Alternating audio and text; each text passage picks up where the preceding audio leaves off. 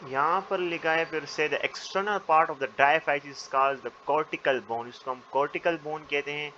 अभी मैं आपको ये समझाता हूँ कि कॉर्टिकल बोन, अब कॉर्टिकल बोन हम किसको कहते हैं? Cortical bone the external part of the diaphysis को। अब ये डायफाइसिस है, पूरा ये डायफाइसिस है, इसके ये बाहर वाला पार्ट, ये जो येलो वाला पार्ट है, इसको हम कॉर्टिकल बोन कहते हैं। अभी देखना ट्विस्ट आएगा। कॉर्टिकल बोन जो है ये एक कम्पैक्ट बोन होता है हमारे पास।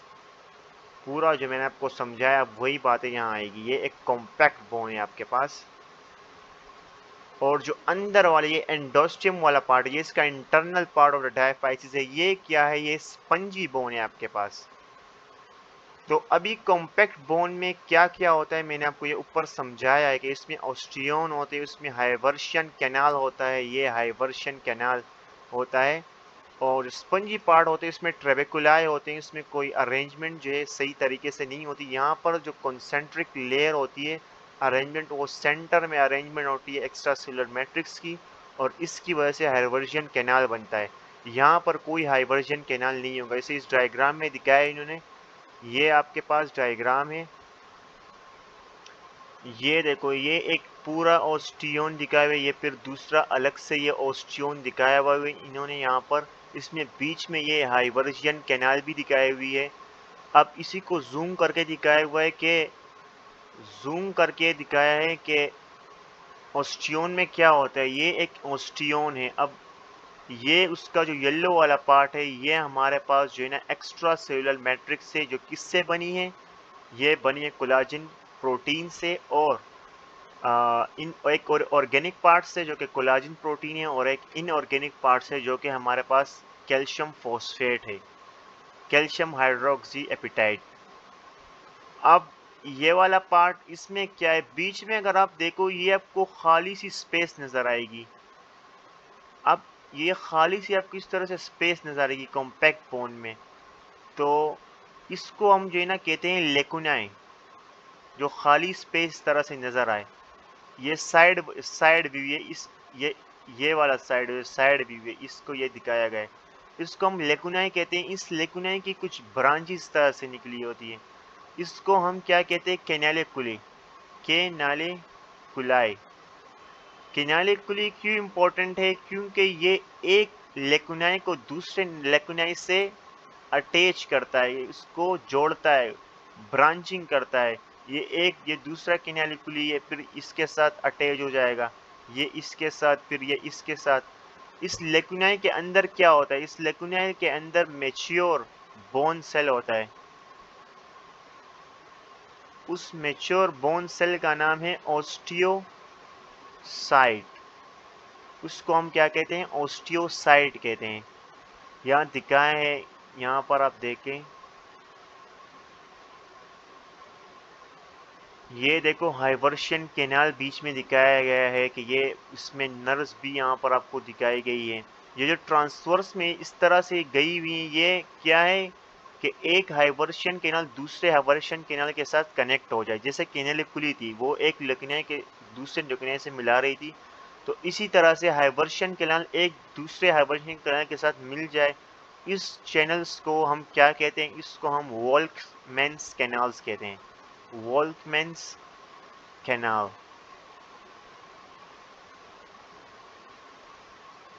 ये भी समझ में आ गया होगा। अब बोन का ये देखो, ये अब साइड पे ये एंडोस्टियम वाला पार्ट दिखाया गया है, एंडोस्टियम वाला पार्ट इस तरीके से। इसमें देखो क्या दिखाया है, ये स्पंजी टाइप है, पोरस टाइप है। तो ये कौन सा रीजन इसका दिखाया गया? एंडोस्टियम वाला पार्ट यहाँ पर दिखाया गया है। The external part of the diaphysis is the cortical bone, हम इसको कहते हैं कॉर्टिकल बोन। ऑलमोस्ट 80% जो स्केलेटल स्ट्रक्चर होता है वो इस पर मबनी होता है। जैसे एपिफाइसिस का 20% था, इसका 80% है। अगर कोई 100 kg का जो है ना स्केलेटल स्ट्रक्चर है, तो 80% इसमें कॉर्टिकल बोन है, 20% एपिफाइसिस वाला पार्ट है। अब आगे क्या लिखा है? And consist of many cylinders known है, सिलेंडर्स लाइक स्ट्रक्चर्स नोन है osteons. Each osteon is made up of many lamellae. Lamellae मैंने आपको बताया किसे कहते हैं, लेमेलाई। ऑर्गेनिक और इनऑर्गेनिक पार्ट को कहते हैं। ऑर्गेनिक पार्ट हमारे पास होता है कोलाजिन प्रोटीन, और इनऑर्गेनिक पार्ट हमारे पास क्या होता है, हाइड्रोक्सी एपिटाइट, जिसको हम मोस्ट कॉमनली कहते हैं कैल्शियम फॉस्फेट। और ऑर्गेनिक पार्ट कोलाजिन होता है हमारे पास। In the centre of every osteon is a Haversian canal, हमारे पास हाइवर्जियन कैनाल होता है।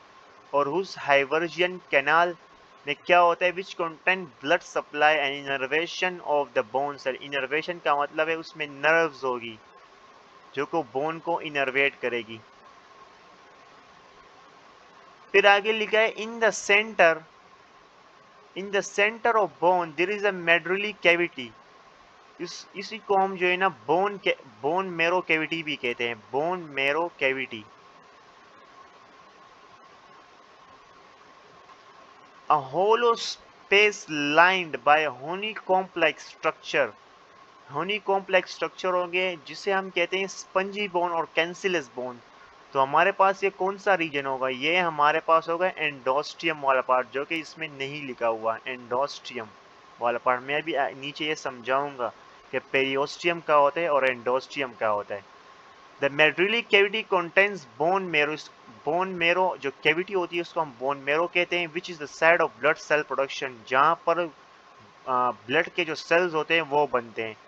ब्लड के सेल्स हमारे पास कहाँ कहाँ बनते हैं, ब्लड के सेल्स एक तो यहाँ बनते थे, एक हमारे पास ब्लड के सेल्स यहाँ बनते हैं। अब एंडोस्टियम में भी हमारे पास जो है ना ब्लड के सेल्स बनेंगे, और कैविटी जो उसकी होती है उसमें भी हमारे पास ब्लड के सेल्स बनेंगे।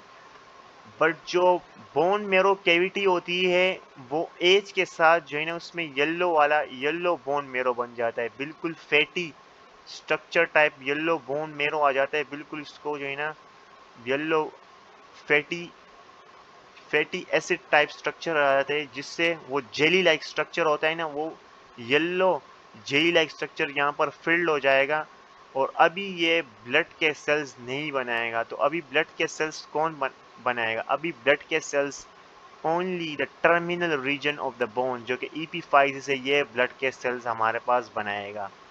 ये आपके बुक में नहीं लिखा है, वैसे ही मैं बता रहा हूँ अगर आपको नॉलेज के लिए। विद द एज जब बच्चा पैदा होता है तो दोनों यहाँ पर भी बोन सेल बन रहे, ब्लड सेल्स बन रहे होते हैं, यहाँ पर भी बन रहे होते हैं कॉर्टिकल रीजन में, कॉर्टिकल रीजन नहीं, एंडोस्टियम में, बोन मेरो में। तो विद द एज जब हम 25 साल या 20 साल हमारे हो जाते हैं तो फिर ये बोन मेरो कैविटी जो है ना ये yellow type fatty acid jelly like structure में कन्वर्ट हो जाती है। और ओनली जो है ना हमारे टर्मिनल बोन के जो रीजन होते हैं यहाँ पर ब्लड के सेल बनते हैं। अब अब हमारे अगर एपिफाइज में यहाँ पर डैमेज लग गई, यहाँ पर डैमेज हो गया हमारे एपिफाइज, फिर ये येलो बोन मेरो जो है ना रेड बोन मेरो में कन्वर्ट हो जाएगा। और फिर यहाँ पर जो है ना ब्लड के सेल बनेंगे। ब्लड के सेल यहाँ कब बनेंगे, अगर कोई 20 या 25 साल की उम्र में अगर ये एपिफाइज वाला रीजन जो है ना ये डैमेज हो जाए तब बनेंगे, वैसे नहीं बनेंगे। अब एक और बात मैं आपको यहाँ समझा दूँ, यहाँ डायग्राम्स दिए हुए बुक में, इसको ज़रा देख लेते हैं। ये तो मैंने पूरा समझा दिया। एपिफाइजल लाइन में नहीं समझा। एपिफाइजल लाइन यहाँ पर होती है, ये कहाँ होती है, ये एपिफाइजिस और मेटाफाइजिस के बीच में एक एपिफाइजल लाइन होती है। इसको भी आप याद रखें, ये एपिफाइजल लाइन जो है ये बहुत इम्पोर्टेंट है बोन की ग्रोथ के लिए। इस पे भी मैं थोड़ा समझाऊँ अगर आपको। यहाँ पर ये होती है, या पूरा गंदा हो गया है, यहाँ नीचे आ जाओ।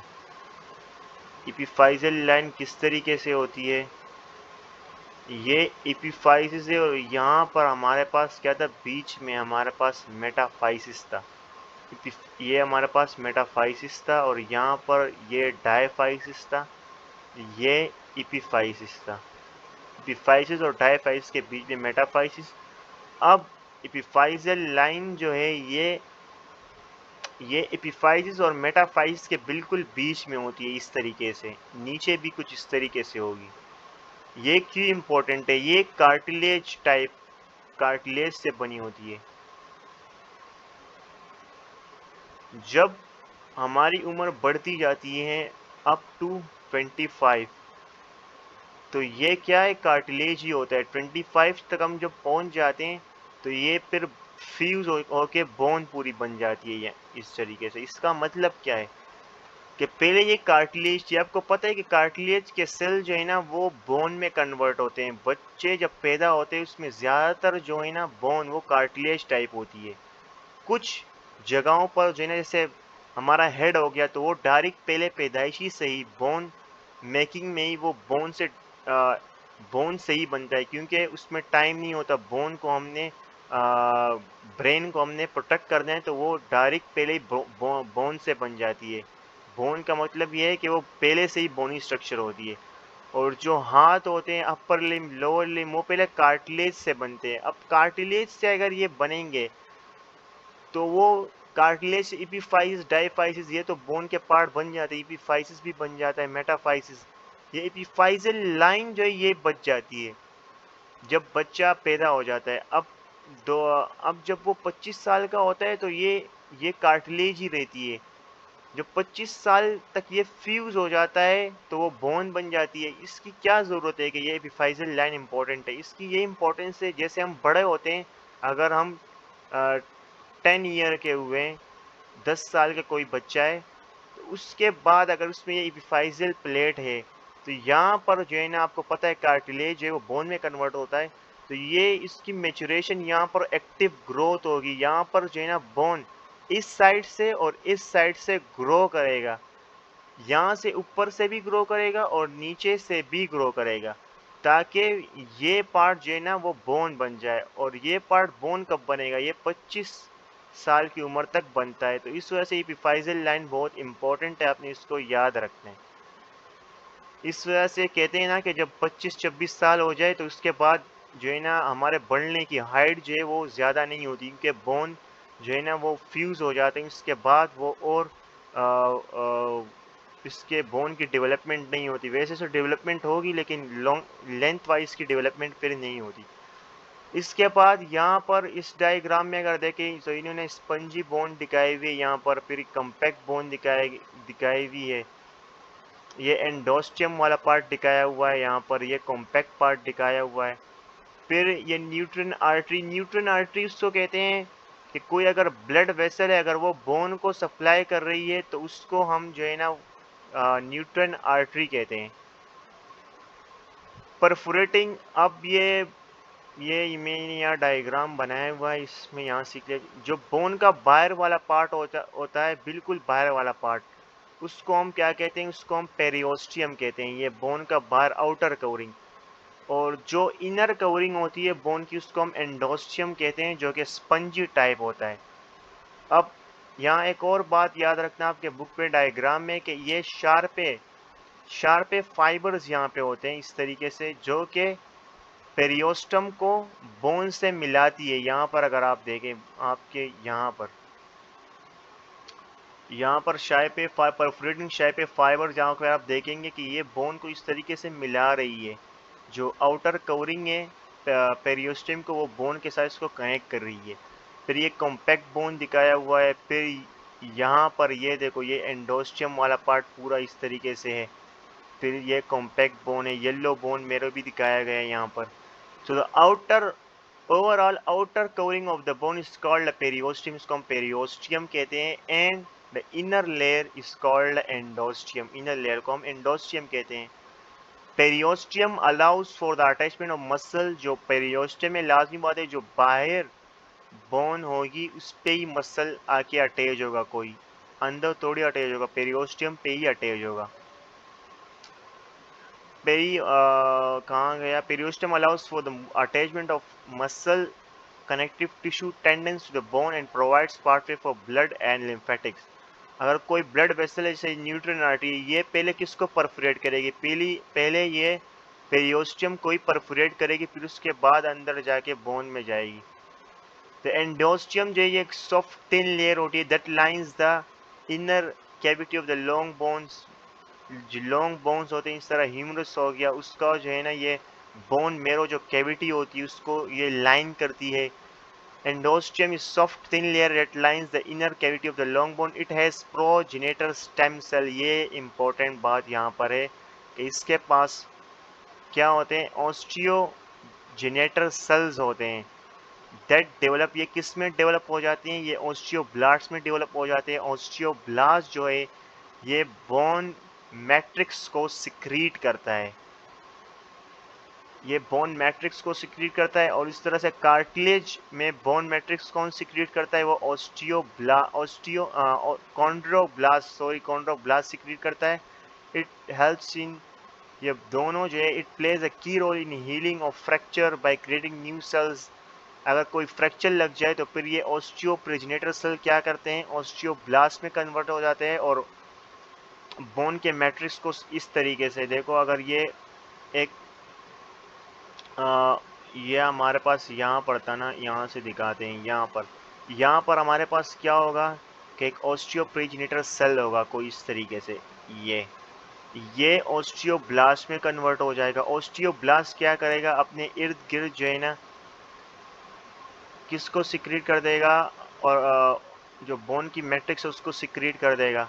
अब ये बोन की मैट्रिक्स को उसने सिक्रीट किया, फिर उसके बाद ये इस तरीके से यहाँ पर भी ये मैं आपको थोड़ा सा वो दे दूँ। ये एक सिक्रीट इसने किया, मान लो इस तरीके से। ये दूसरा ऑस्टियोब्लास्ट है, उसने भी इस तरीके से सिक्रीट किया।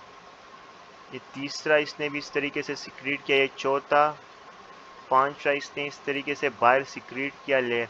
ये इसने क्या बना दी, कॉन्सेंट्रिक लेयर। ये कौन सी बोन है, ये कॉम्पैक्ट बोन है। अब कॉम्पैक्ट बोन में बीच में हमारे पास क्या था, जैसे यहाँ पर था ना, इसको पूरा कॉन्सेप्ट ले लो आज। ये एक्स्ट्रा सेलुलर मैट्रिक्स था ना, एक्स्ट्रा सेलुलर मैट्रिक्स, तो ये हमारे पास यहाँ ये जो इसने सिक्रीट किया ये एक्स्ट्रा सेलुलर मैट्रिक्स बन गया। और ऑस्टियोसाइड कौन बन गया, ऑस्टियोसाइड जो है ना कौन, लेकुनाई, ये लेकुनाई बन गया ना, इससे लेकुनाई बनता है। और इसके अंदर ये ऑस्टियोब्लास्ट जो था यही जो है ना ऑस्टियोसाइड बन जाएगा। अब इस तरीके से ये ऊपर जैसे ऑस्टियो कॉम्पैक्ट बोन बन गई। अब अगर नीचे इसी तरीके से यहाँ ऊपर हमारे पास ये ऑस्टियोसाइड एंडोस्टियम पूरा ऊपर तक कवर होता है। अगर ऊपर ये ऑस्टियोब्लास्ट आ जाए और ये कुछ ऐसी मैट्रिक्स सिक्रीट करे जो कि सेंटर में नहीं हो बल्कि रोड टाइप हो कुछ इस तरीके से, फाइनली इसका लुक कुछ इस तरीके से होगा। कुछ ऑस्टियोसाइड इस तरीके से होंगे, कुछ इस तरीके से होंगे, फिर ये क्या बना देंगे, ट्रेबेकुलाई बना देंगे। तो इसको हम स्पंजी बोन कहते हैं। तो ये सिंपल है, आपने सीख लिया कि ऑस्टियोब्लास्ट से किस तरह इसके भी सेंटर में ऑस्टियोसाइड आ जाएंगे। अगर आपको वीडियो पसंद आई है तो आप कमेंट में अपना फीडबैक